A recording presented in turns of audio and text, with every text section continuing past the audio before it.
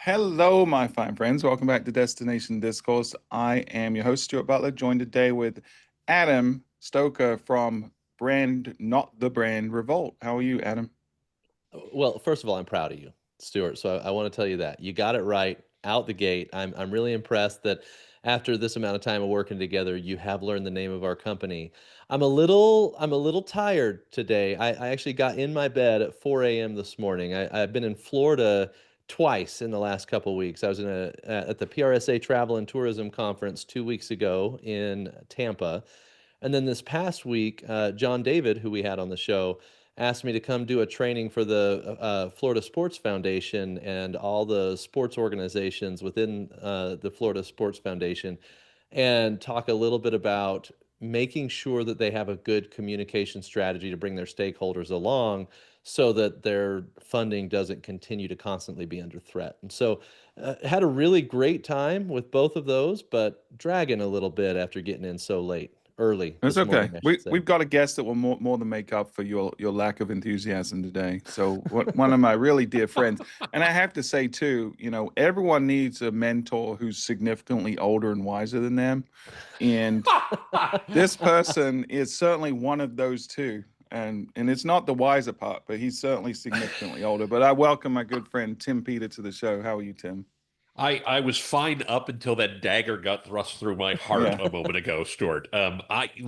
We all know that I'm not significantly wiser, but the old crack hurts. Come on, it cuts me to the core. No, it's really good to see you as always, and we won't hold your relative youth and inexperience against you. Oh, he's pulling out the Reaganisms. I love it. It's really good. Um, Tim is for the audience and for you, Adam, because this is the first time you've met Tim. Tim is one of the most tweetable people I've ever met. He has a knack. His superpower, in my opinion, is taking really complex topics and finding the perfect analogy or the perfect framing in a single sentence to communicate it. Like one of my favorites, and full disclosure, I say I steal all the stuff from Tim. He totally steals it from other people. So, but he's the conduit through which I learn it. So, one of my favorite quotes, you'll hear me say it all the time, is when you build the ship, or when you invent the ship, you invent the shipwreck. And that is a Tim Peter quote, but it's also a Paul Virilio quote, I think is who it was. Paul Virilio, yeah, a Um, French philosopher. As I sit around on Monday evenings reading French philosophy by my yeah, fireplace, I stumbled across this. Yeah. yeah. So you might hear some Timisms come out today that you may be familiar with because I totally ripped them off. And if you want to hear them straight from the horse's mouth, he also has a podcast called Thinks Out Loud with Tim Peter. Although that may be getting rebranded. Tim, are we thinking There that may be getting rebranded? there is a rebrand coming. We're working right now on the new name, but you heard it here first. Nice. The name may be tied to. I've got this other thing going on in my life at the moment. I suppose now is an okay time to bring Yeah, this if up, you, Stuart. I was going to shamelessly plug it for you, but if you want to do that, we don't usually allow it on the show, but I want you to, so then I can dig another dagger in your heart in a second. But go ahead and shamelessly plug your new project. So my new project is I just wrote a book. The book is called Digital Reset: Driving Marketing and Customer Acquisition Beyond Big Tech. It came out about a month ago, debuted at number one new e-commerce book on Not Amazon.com. to brag, not to brag. Not not to Mm. brag, not to brag, but it's what we do from time to time. Um, and we're leaning towards, and I'm open to feedback on this, but we're leaning towards rebranding the podcast as the Digital Reset Podcast with Tim Peter. Love it. Kind of tie those assets together. But there's the book if you want to pick up a copy, available at Amazon.com or bookshop.org.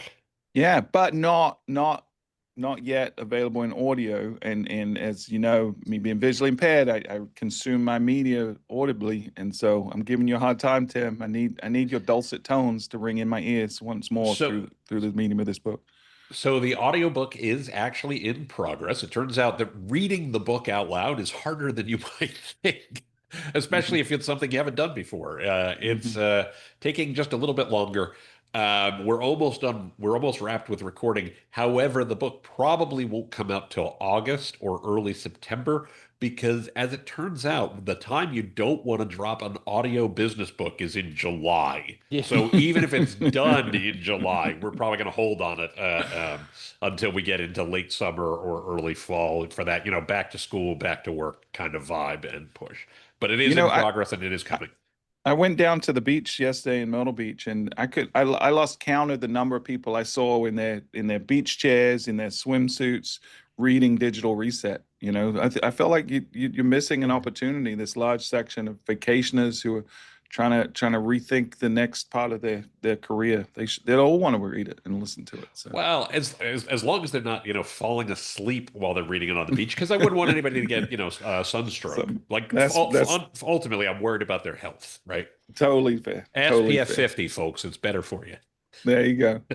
So the reason we brought Tim on today, we had exchanged a few texts. You from time to time, you'll comment on some of the episodes. You've been listening to some of Destination Discourse, and you had a couple of sort of rebuttals to one of the episodes we did, and it was episode 26, which is actually our most popular episode. If you haven't heard that yet, that's where I sort of pontificated on what do we do as DMOs when everything changes, and we got into some depth about how I'm thinking about things, how we're trying to frame it.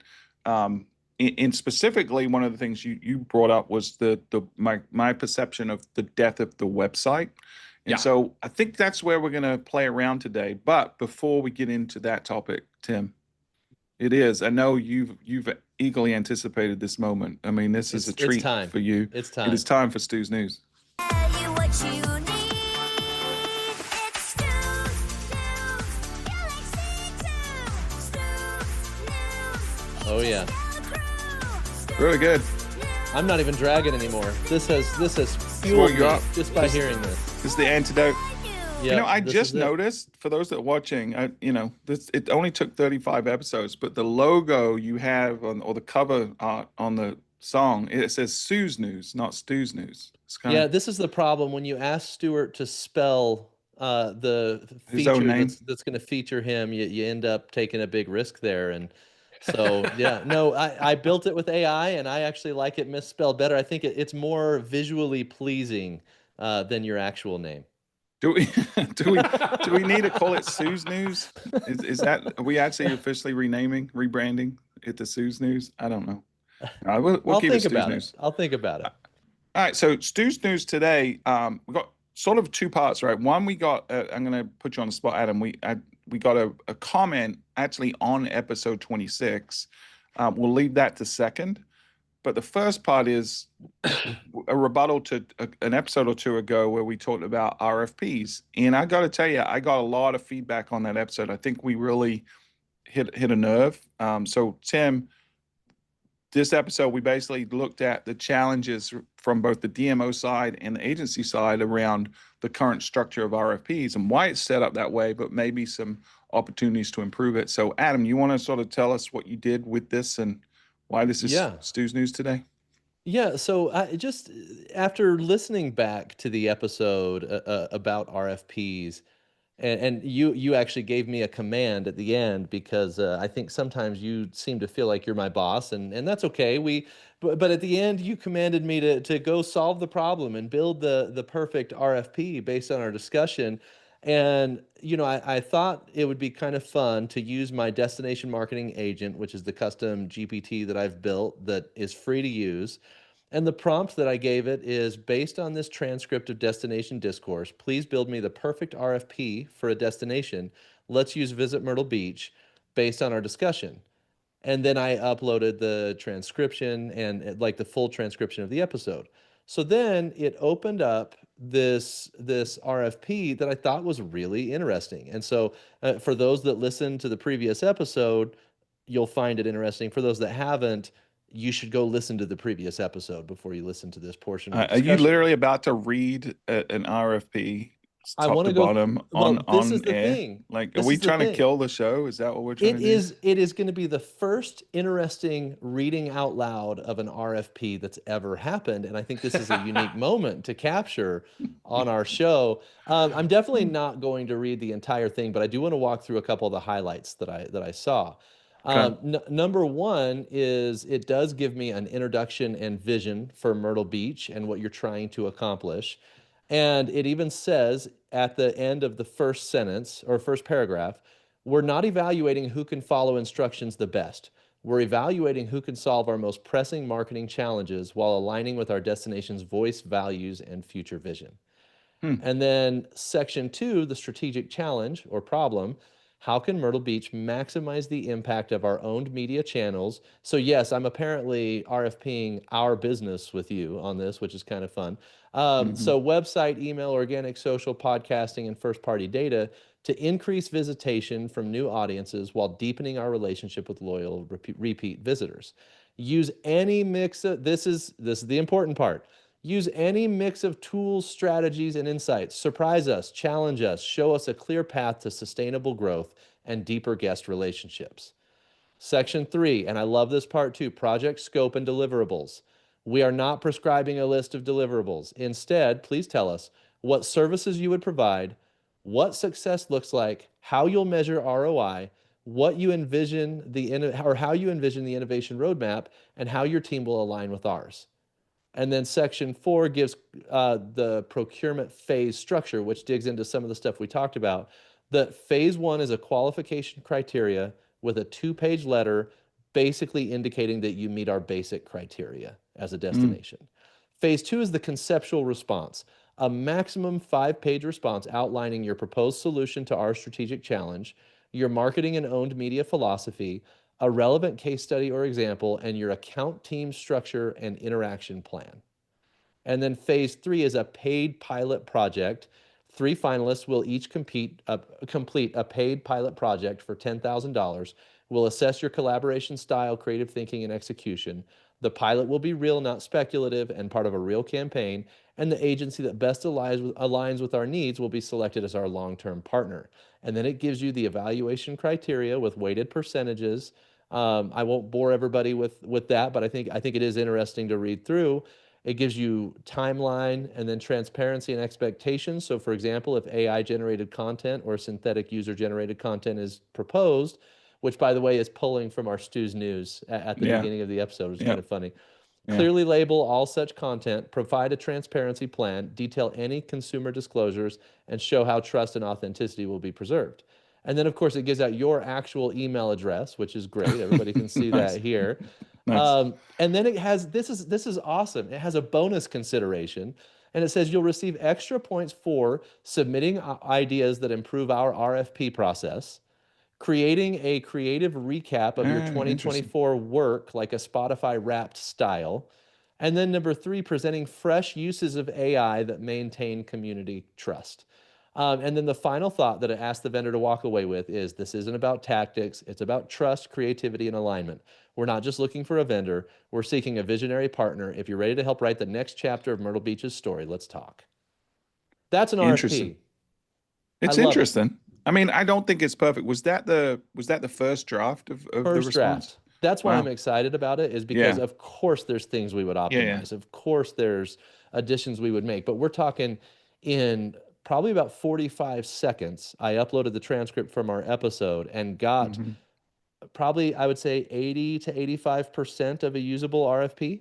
But there's certainly improvements there and some challenges. I think my biggest fear, and then I'll let Tim weigh in on this too, is that people are going to, moving forward, people are going to take the RFP, whatever the format is, and stick it into ChatGPT and get GPT to spit out the response. And we're going to lose the element of human creativity and really the heart of the culture of the organization. So I think we're going to have to establish some parameters around where it's acceptable to use AI and where it's not in the response, and making sure that people really believe and understand and can stand behind the response that they're going to be creating. Because I'm already seeing it with email, right? I'm seeing an email right now where I'll use ChatGPT to create the email, someone will use ChatGPT to respond to the email, and it's like we're not far from agent talking to agent back and forth, right? And I think I mentioned this on the show before. That was a funny cartoon that I think it may have been Tim that shared, or it was in a chat that I was with Tim, and it was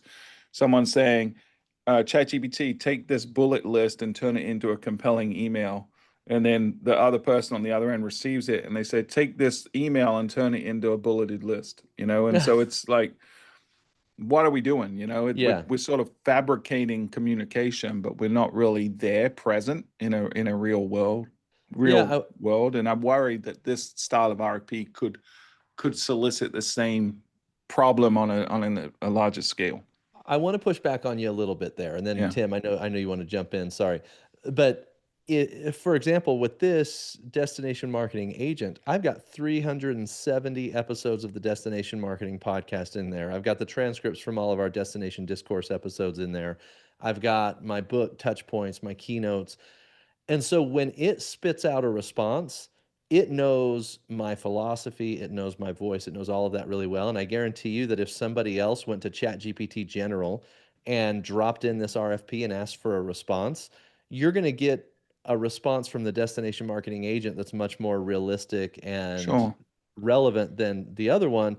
And then, of course, it's up to the humans to revise and make it interesting enough to be unique. I'm curious your thoughts on Yeah. that. Yeah. Well, so I'll give one more response, and then we got to let our guest jump in on this, right? But Tim, we just asked you to come and observe the show today. Yeah. So That's okay. I'm here. I've got pom poms. I'll just wave them from time to time. That's It's all right. good. Stuart Yeah, said it was an apprentice type role here. That's Exactly. right. Exactly. I'm actually trying you out to see if I can replace Adam at some point with someone. You're doing great so far. Yeah.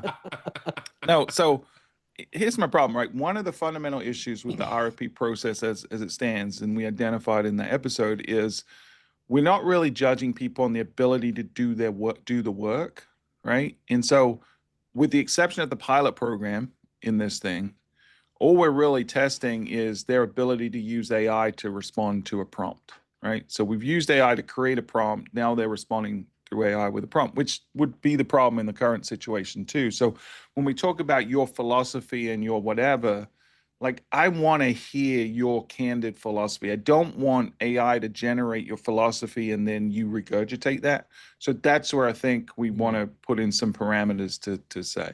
Like I think you could easily go to ChatGPT and say to your custom GPT and say, "What's my philosophy on marketing?" And it would do a perfectly good job. But that's sort of a collective of everything you've ever said versus the real Adam sitting in front of me has recency bias, has evolved his thinking on things. It's not like, because there's snapshots of moments in time in the AI right now versus who you are right now. And so I would want to understand the essence of Adam. That's a phrase I never thought I'd say. The essence, I like it. The essence I want to of Adam. understand the essence of Adam or whoever's given the RFP. And then I do like the pilot program concept. So yeah, it's neat. Tim, you've heard us I'm not going to ramble. rebut. I want Tim's Tim. words now. Well, so I'm going to take a completely alternative view to this. I think you're both right. And I'm not doing this in a consultant, it depends kind of way. I'm doing it in the sense of you both are hitting one of the core problems with the RFP process, which is it's only after the RFP that you actually get a flavor for whether or not these are folks you want to work with, right? One of the most powerful things I ever saw, and I was very early in my career when this occurred, was we had this huge, very well-known Madison Avenue agency pitching us back at Wyndham 25 years ago, and it was Told the you he was best. old, Adam. Anyway, Sorry. I can't tell if this is a G-rated or R-rated podcast. So the thing I almost said. At We're any about rate, to find out. yeah, that's true. But the thing that really blew me away was, it was the most impressive thing I'd ever seen to that point in my life. The RFP was great. They came in, they did the best dog and pony show I'd ever seen. Not that I'd seen a lot of them, but I mean, I was just drooling. Like, I want to hire these guys. I want to work with these guys. And the CMO, said, that's fantastic. Who in this room is going to be working on my account? Yep. And literally everybody in the room started staring at their shoes. And he said, "Okay, cool. Thanks for your time." And he got up and he walked out of the room. Mm-hmm.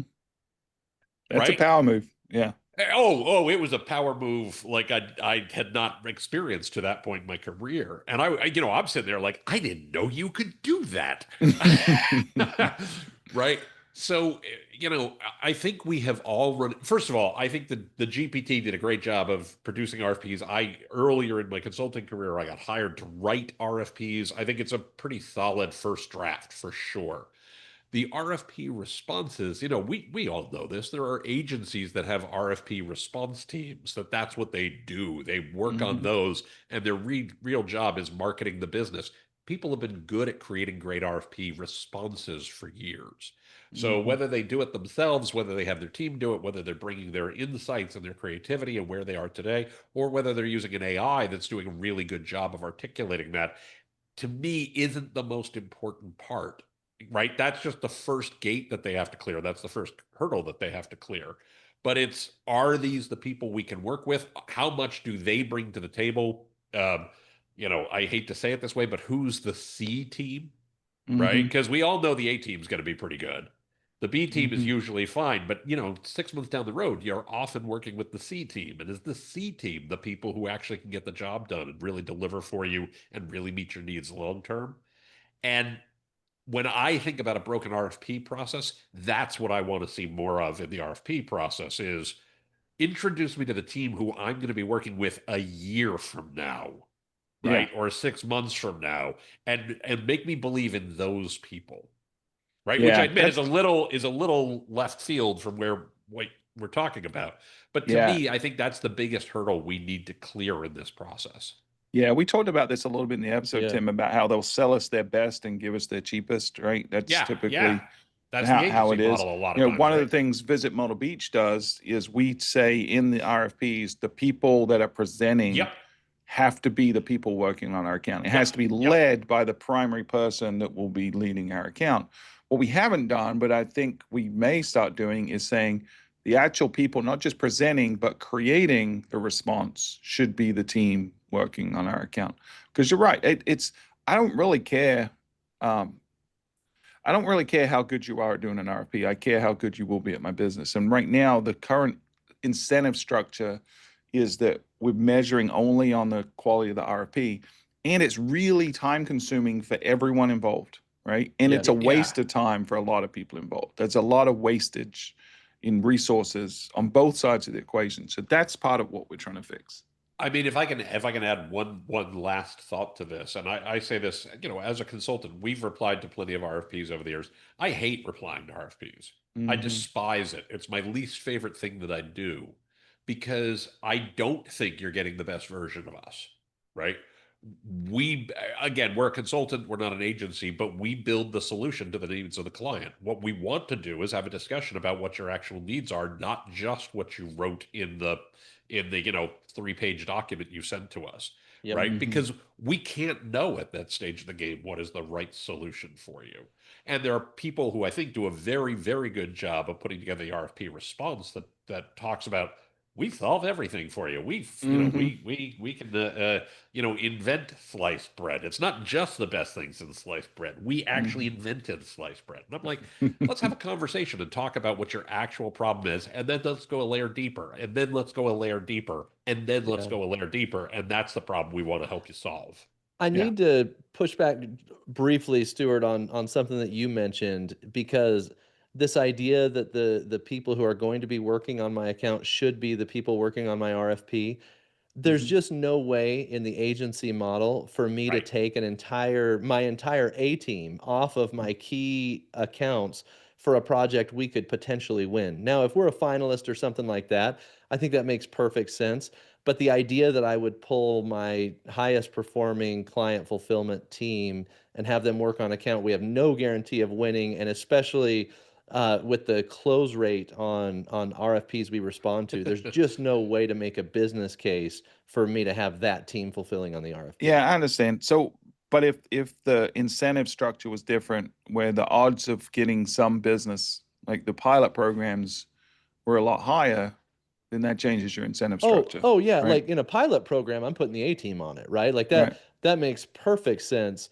But to actually build the RFP response, you'll never get it. I'll never let Yeah. them touch it Yeah. until it's real.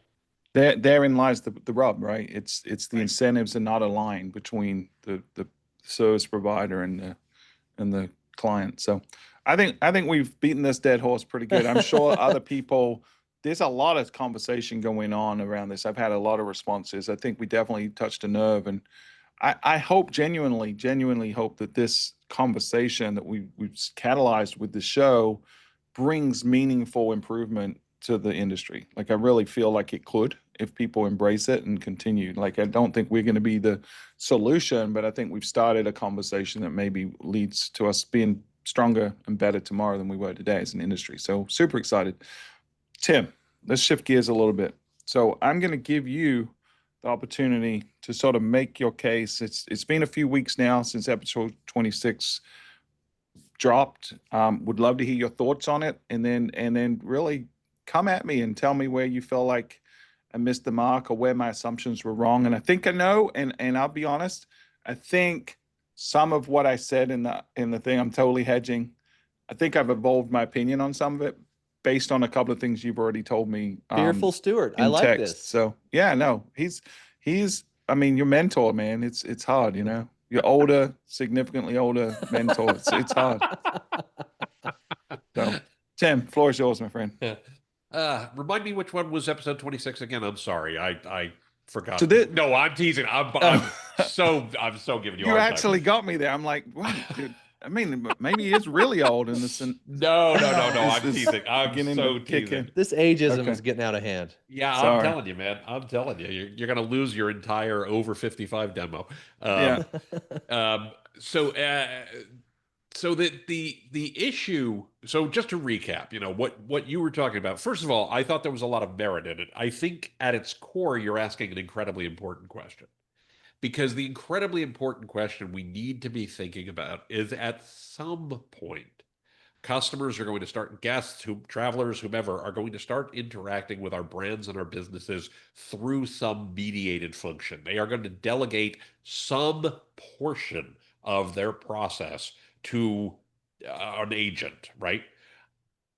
One of the first things that I pushed, well, actually, I won't go back into the pushback yet. That is undoubtedly going to happen. I'm very confident that that will occur. And I think the question we need to be asking ourselves is, how do we convey an appropriate brand experience? How do we convey an appropriate customer experience? How do we convey an appropriate guest experience if they don't actually touch assets that we control, right? If it's all through an agent, if we're in the business of creating agents to sell to agents, I think that's a far less interesting business and probably not good for the customer, not good for the traveler in the longer term, honestly.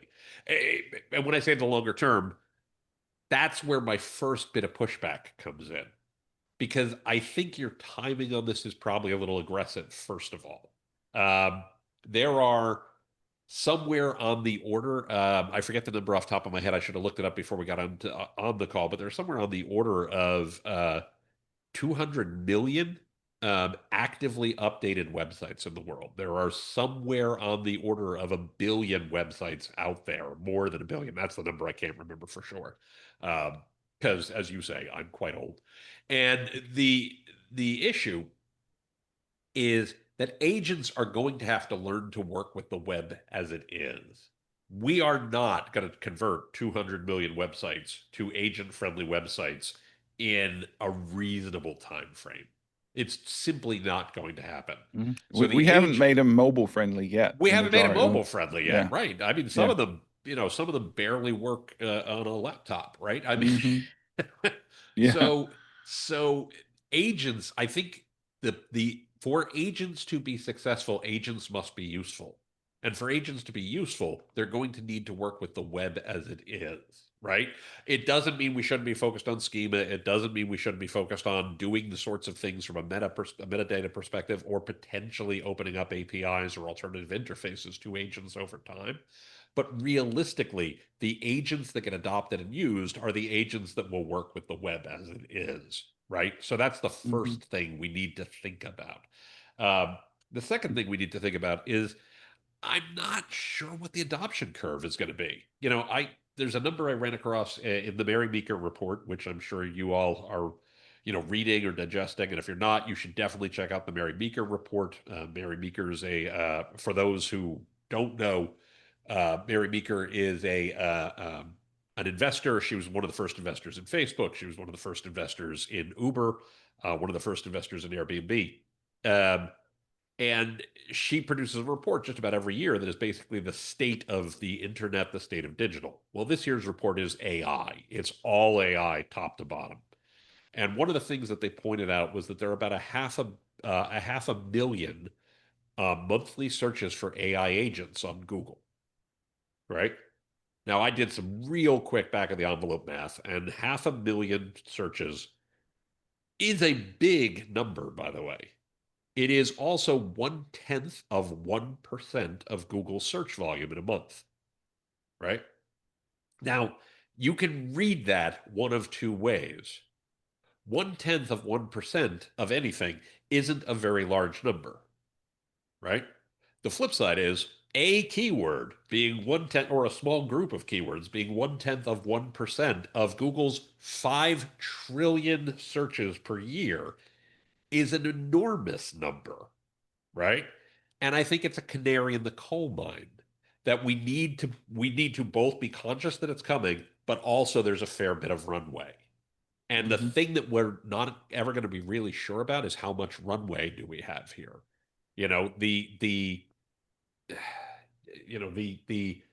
thing that we have tended to see with mobile, we saw it with social, we saw it with the internet itself, is that it's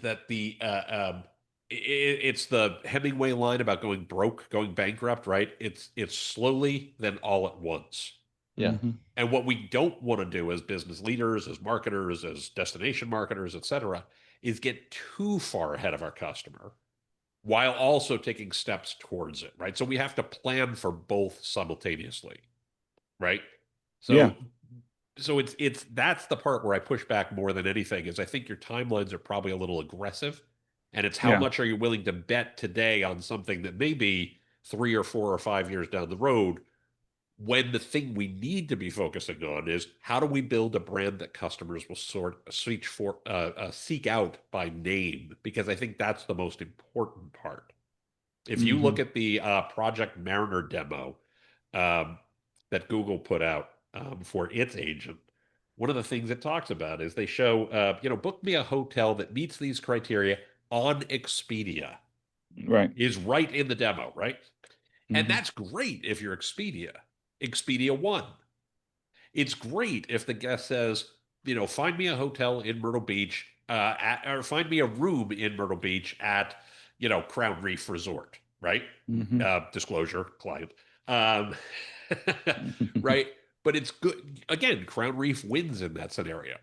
But if the customer says, find me a hotel in Myrtle Beach for next weekend, now that's where we're losing. And I think where I would encourage people to put the focus is on making sure that when they ask for you, they ask for you by name, regardless of where they do that. The line I've been playing with, Stuart, you said earlier, I'm tweetable or something along those lines. The line I'm playing with at the moment is the brand is the prompt. Right? And if the brand isn't in the prompt, you're already losing. And so that's the thing I think is more important than worrying about, how do you interact with the agent? It's, are you the thing that the guest asks for by name in the first place? And I think that's where we need to be putting our focus. So I want to pull that thread really hard. Yeah, But before please. I do, this has been, I'm sure for Adam, one of those moments he's been waiting for on the show for a while, where someone tells me I'm wrong, because usually I'm the one telling him he's wrong. So I'm going to give the It's floor to refreshing. Adam and let him respond first. What's funny is I kind of feel, Tim, like you're not necessarily arguing with the conclusion we came to as far as what the overall thesis was that Stuart Correct. shared in That's the right. previous episode. You're basically taking a piece of his argument and saying, well, hold on now, you might be getting a little too aggressive here. And I think that's one of the important things to recognize in this conversation is I think philosophically the importance of building a relationship with the audience so that the brand is in the prompt. I think we Right. all agree on that, no question Yep. about it. I do think the data that you're pulling could be considered a little cherry picked. And the main reason I say that is I think the people who are searching AI agents are most likely the people intending to make money off of it today, using it for a business sense. I think the Oh, for volume sure. of personal searches related to AI are not going to have the word agents in it. They're probably going to have AI in it or ChatGPT or something like that. So Sure. number one is I think that that qualifier of agents really decreases the volume of searches. The set, and by the way, I haven't seen this report, so you may have the data there to combat this a little bit. But the other thing that I want to know is, while that's 0.1% of a share of Google's search volume pie, has Yep. the pie gotten smaller, and at what rate has the pie gotten smaller? Because I think that's a larger indicator of the significance of that percentage than just using Google's search volume. Because I think Google's search volume has likely gone down significantly since ChatGPT came out. It actually has grown. Google's growth last year, Google's Well, search volume growth last search volume year, growth? search volume growth last year, growth was bigger than ChatGPT is. The Wow. number one AI that most people interact with, the Gemini? number one is Gemini, is AI overviews and increasingly AI mode, right? You know, Mhm. I don't want to say I'm all in on Google. I'm saying unless the Department of Justice kicks Google's ass, which is entirely possible, you know, they are better positioned to win than just about anybody else out there for a whole host of reasons, right? Well, so does that include Gemini searches? It does not. That is Wow. so right. This is Google Web Search. Google Web Okay. Search. Google And Web Search. think about it, Adam, right? It's become a more useful tool for specific scenarios, right? Right. You don't, and you don't, the average person doesn't need to go create an account with ChatGPT or go to another thing. They go to the place they've always gone to, they're familiar, and now they can ask a specific question, immediately get a specific response, and then ask follow-up question, follow-up question, follow-up question. So it's actually incentivized people to use Google as a tool that's more flexible than a chat GPT, because not only can I say, hey, how old is this actor, or what would I know this actor in, and then go down a rabbit hole asking questions. When I want to see their IMDb page or something else, I can get to that right below the prompt. So I found myself, although I've also started using AI agent or chat like LLMs, I also am using Google more as a search Hmm. engine than I was previously. It's more utility to me. Sample size of one, but I would say anecdotally, that's part of what's happening. Yeah, Interesting. Interesting. yeah, Google in their most recent earnings call. By the way, I want to be clear when you talk about earnings gets a little complicated because they have more than one way to pull that lever. Right. But Google's most recent quarter, they had the biggest quarter they'd ever had, and almost all of the increase was driven by search ads. Right? Wow. They had $51 billion in revenue from search ads last quarter. Well, Right? part of that's because we're paying higher prices than we used Part to. of, as I say, they have more than one lever they can pull. You know, that is absolutely true. Um, I think the problem we run into as marketers, I always have to caution myself on this, right? Is we do tend to be early adopters, and Mhm. we're absolutely seeing in customer data and client data and people we work with. You know, Adam, you're probably seeing it with folks you work with, where you're starting to see ChatGPT show up. You're starting to see Perplexity show up. You're starting to Yep. see other things show up, and it's like 1%, right? Which is not nothing. I mean this sincerely. You know, Google is under more threat today than they have been under in forever. There's 10 different ways Google could lose, right?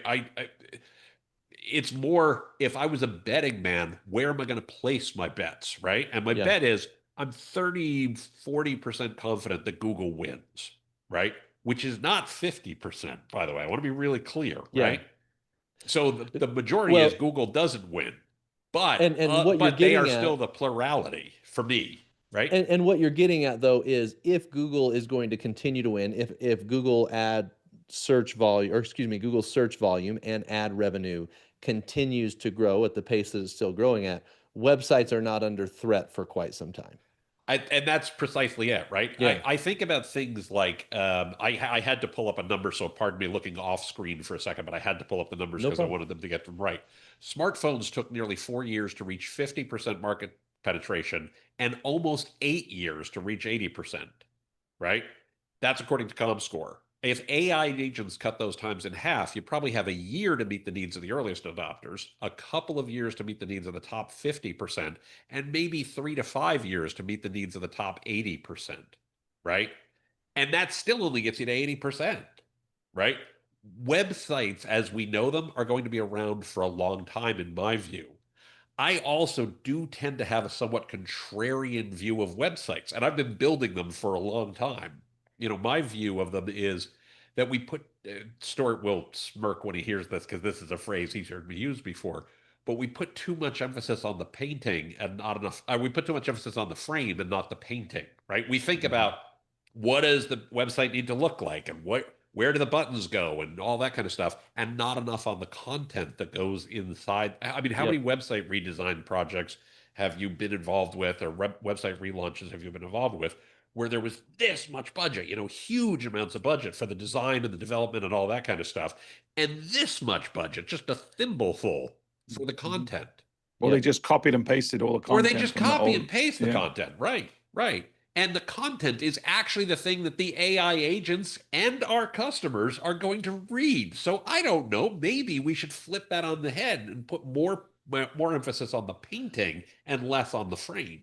So Ed, I want to ask you one last question, then I want Stuart to have You call some him Ed one-on. by accident? He Oh, called me I did Ed. call you That's Ed. I'm okay. sorry, Tim. Tim. No, I'm that's sorry. okay. That's all right. know I'll what? just be Ed Stuart St. brought- now. So now I'll just be contrarian against myself.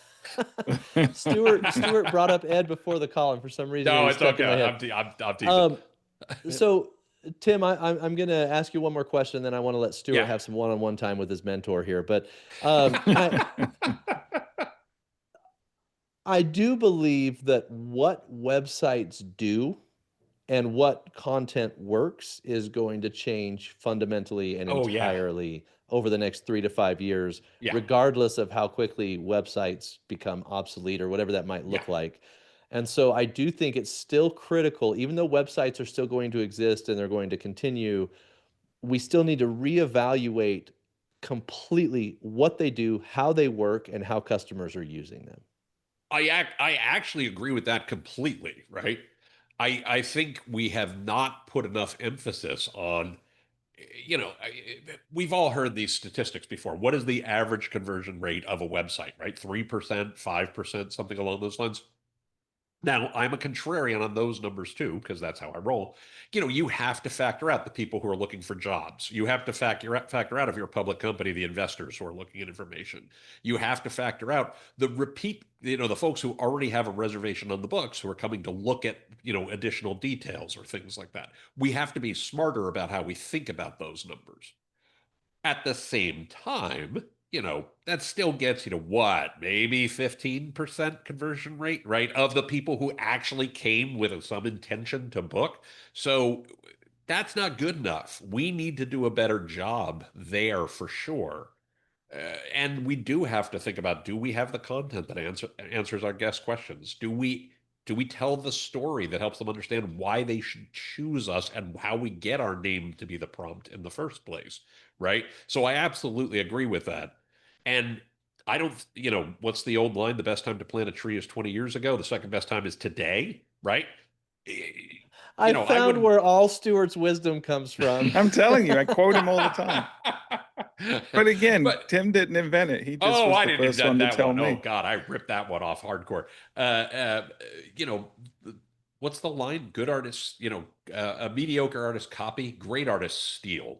Um, my point there is I wouldn't wait 3 to 5 years to be working on that. I'd be working on that today. What is your content strategy today? Who is your guest today? How do you improve that experience today so they want to come back to you again and again and again? So if at some point they delegate that interaction to an agent, they're delegating the act to the agent to say, I want to go stay in Myrtle Beach at this property, because that's actually how you're going to win in the longer term. Yeah. Yeah, I mean, I couldn't agree more. You've definitely reframed my thinking on the conversation. I think, whereas when we recorded the episode a few weeks ago, I was of the impression that we needed to throw out the website, start from scratch, from first principles, and reinvent it. And I don't know that that's entirely wrong, but I want to sort of take a moment to analyze what does work and what is valuable in the current website structure. Like, I still fundamentally believe that the future of the website is going to be a more interactive conversational experience. It's going to have elements of LLM, it's going to have generative content, it's going to have elements of social proof, word of mouth, and trust equity, right? It's going to have some things that don't really exist in a meaningful way in the current system, but I don't think it's a wholesale reset. I think it's like a 80% reset. Because at the end of the day, to your argument, it's like, even if you could make the most generous argument in the world that a website converts 15% of its consumers, which is very, very generous, by the way, Chris. Chris, Tim, Ed, Chris, Tim, Jim, Tim. It's if you had any other tool that failed at its primary objective 85% of the time, you'd be like, I want to reinvent this tool, right? You get rid of it tomorrow, right? So the fact that we as a society have accepted these tools that aren't effective at their job, and haven't really innovated on it in a meaningful way. We talk about Web 1, Web 2, Web 3. But really, if you look at any DMO website out there, is it that transformative from what it was 20 years ago?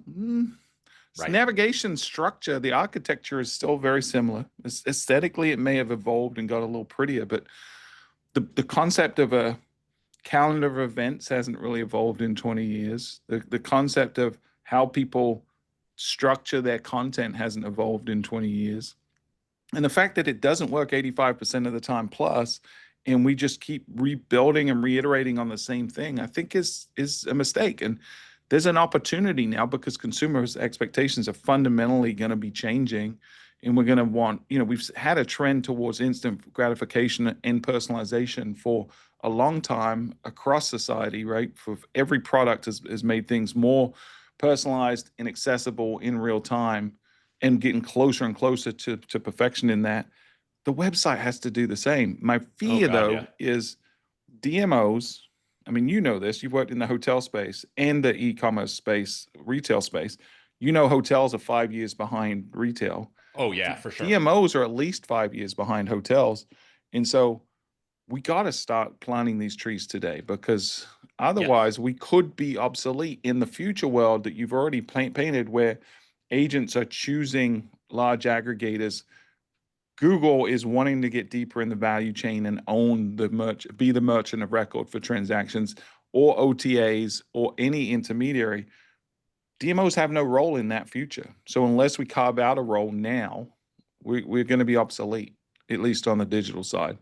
So yeah, I think you said something really important a moment ago. Since I came in here and trashed your argument from a couple of episodes ago, I want to lift you up for a moment in a big way, because what you That's said. what mentors do. The wise ones. The wise ones. Yeah, exactly.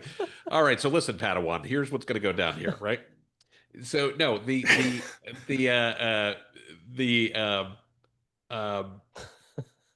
I really don't like myself as Obi-Wan. I don't know how I feel about this. Well, I was thinking of you more as more age appropriate would be Yoda, but you can go with Obi-Wan. Wow. Wow. Well, hey, when 900 years old you look, you should look so good. Look as good. Yeah, there you go. Yeah, look as good. You will not. So the thing that I want to say is, you said something a minute ago that's super important. And I think people should take this away. Like, if you're listening to this podcast, you should write this down right now, because something Stuart said a moment ago was brilliant, which was, we have to rethink this from first principles, right? What is the point of our website, right? It is to answer our customers' questions. It is to build trust, and it is to encourage them to come back when they're ready to book, if they're not ready to book right now. Those are the first principles. There might be others, but we got to start there, right? one of the I'm going to take this from a hotel perspective because I can speak to that more intelligently. But one of the biggest challenges we have today is a lot of times when we don't convert because we don't have availability when the guest wants to come, right? Mhm. Selling a resort property midweek in, October is a piece of cake, right? Selling it in, July may be tough because you may get a lot of traffic that doesn't convert because you don't have any rooms for when people actually want to visit you. And the fact that we don't in that moment consistently do a great job of here's what you want to know about us and here's how you want to engage with us. So this never happens to you again the next time you want to come stay with us. You're on Mhm. the list. We know you. We like you. We want you to come and be here when you want to come. We do a Yeah. terrible job of that today. We do a miserable job of that today. I'll give a shout out to Ed and his team at Flip2 because they're working to improve that, and others are as well. Like, I don't want to just make this commercial for one vendor, but that's something we need to do a better job of because that's one of the first principles we have to meet. Are we actually making it easy for people to book when they want to book? Are we actually helping them find availability for the times that they want? And are we doing a good job of convincing them to come at the other times that maybe they weren't Mhm. thinking of traveling because we actually have plenty of empty rooms then, right? Yeah, and I think if you look at that first principle, even the very basic first part of what you're saying, we don't do a good job of. Right now, we use our website as a promotional Yep. vehicle, as a megaphone to talk about ourselves. For us to be able to fulfill the needs of the guest or the customer of any kind, we got to be able to understand who that customer is and what they want. And we don't give them the opportunity to provide that information to us in a way that's convenient and feels good to the consumer. So we got to start thinking about the website as a touch point where a conversation happens, That's right. not a touch point where we're just providing the things we think about. And I think one of the changes we're trying to adopt internally at Visit Myrtle Beach is really bringing our guest, our visitor, to the table at the decision level. Like, how can we tap Yep. into a cohort of visitors to better understand either on the macro level through analytics, right, where we can see behaviors, or on literally a one-to-one level? How can we ask them questions through focus groups and surveys to better guide us into the answers? Because we all as marketers like to think we know everything about everyone, but quite often we're not our consumer, and we certainly don't have the clairvoyance to predict what their needs are, on a real Yeah. deep level, an emotional Well, level. and where I think you and I want to invite Adam back into the conversation at a certain point here. I feel bad. I feel like I'm stepping all over this, but the thing that is really important, and where I think chat does play a role, and where I think we're going to see AI play a huge role in the like, is something, Stuart, you talked about for years and worked on for years, is things like website search. We Mhm. know from research we've done outside the hospitality industry, but my much older data on the hospitality industry suggests the same is true. People who search on a retail website tend to buy anywhere between 30 to 300% more often than the people who don't search. And it's not that they're buying because they searched, it's that they're searching because they want to buy. They know Yeah. what they're looking for. Well, most search on most websites doesn't exist in the hospitality industry, in the travel industry, right? We let them search for dates, but we don't let them search in any other way than that. Mhm. And those are the people we most want to talk to because they're literally asking for help. Google didn't reach $50 billion in quarterly revenue from search alone by not answering the question that customers had, right? Like, they Right. got really good at responding to what the customers wanted because they actually said, "Hey, tell us what you want." Like, they put a box right there and said, "Tell us." And then they built that. Like, that's the world's biggest duh in history. And we don't do it near often enough. Yeah, couldn't agree more. Tim, we are getting really close on time, and Yeah, it's a yeah, of shame course. because this is an amazing conversation, and you bring in a lot of good nuance to the conversation we started. Would love to have you back on the show at Yeah. some point to sort of expand on this. Would love to have a whole separate episode on the brand is the prompt, or the prompt in the brand, and something around there. Maybe when you've articulated it even more precisely. But I think that concept is something that DMOs are going to need to hear, because I think it shifts our entire philosophy. So certainly welcome you back. Adam, we haven't let you in on the conversation for a bit. So go ahead and give us sort of a summary of your thoughts or any final thoughts before we let Tim do the same. No, I think this has been really, really valuable. I'm like you. I'd love to have more time with Tim to be able to talk through some of this stuff. I think what I'm overarchingly hearing is that we're very aligned philosophically on where things are going and what our role is as DMOs and the experience we need to provide. But let's not get too hasty on websites. We still need to make sure that our websites are excellent. And in my opinion, the first principle of a website is we need to make them feel something. Because if we don't make them feel something, they're not going to do anything. And so the first principle for me is, does our website make them feel something? And if it doesn't, it needs serious work. Yeah, well said. And Adam, real quick, do you have the comment that from the YouTube episode? This is relevant because it was episode It was that 26 episode. that we got the feedback on. So this is your this is from rebuttal our to Ed. destination. Go ahead. So I'm pulling it up here. It says, this is from Triple Ink. It says, there's so much pure gold in this episode, I think my brain is going to explode. I 100% agree that first-party data is the key to the kingdom, or more rather, the key to being able to keep the kingdom. Keep up the great work, you two. You've earned one of your 1,000 true fans, which is How cool. about that? Yeah, he's a I like Desti, it. part of the Destination. We're building one at a time. Now we know of at least 5 listeners to the show. So that's just good. We're growing them one at a time. And Ed now is forced to listen. He's number 6. That's Yeah, true. I called you The Ed again. Tim. What is happening? I'm so, see. Here's the You know thing. what? I've always I'll thought tell you what, Stuart Adam, only had one friend. See, what I was thinking was, was once his happenstance, twice his coincidence, 3 times his enemy action, right? So I assume what you're really telling me is that I now have to change my name to Ed St. Ange.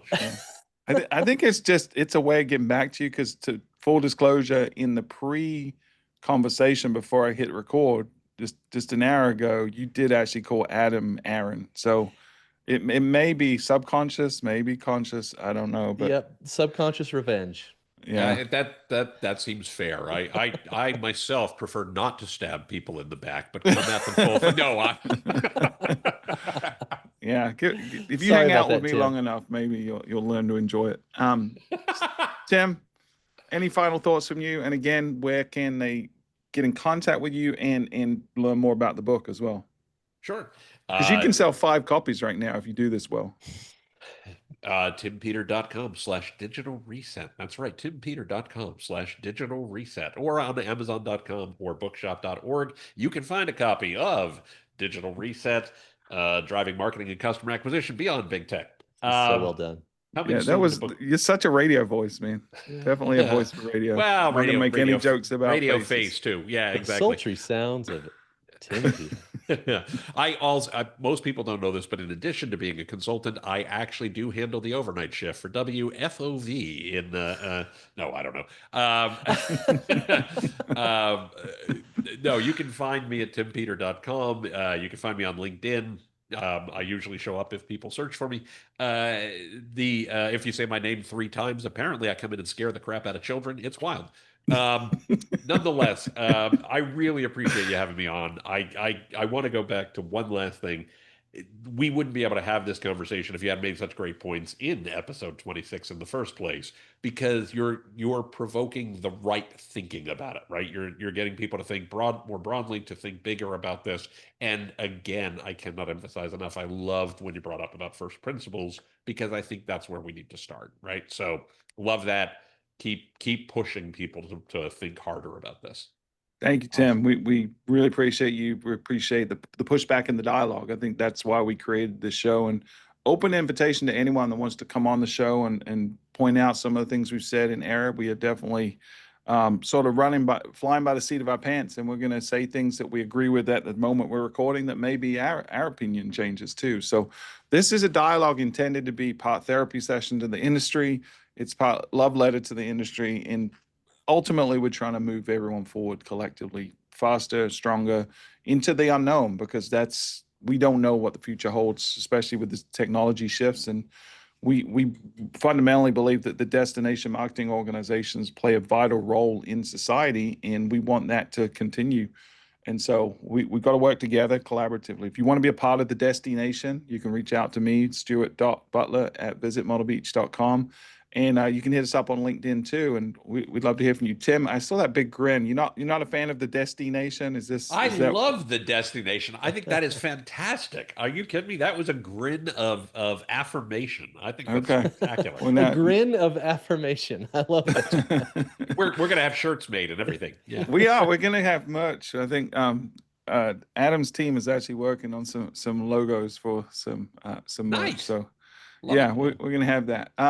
But Tim, really appreciate you guys. Please subscribe, tell a friend. We'd love to hear more reviews as well, because that makes us feel good, especially Adam. You know, he needs to be boosted every now and again, because I give him such a hard time. Thank you for listening. Until next time, this has been Destination Discourse. Thanks, everybody.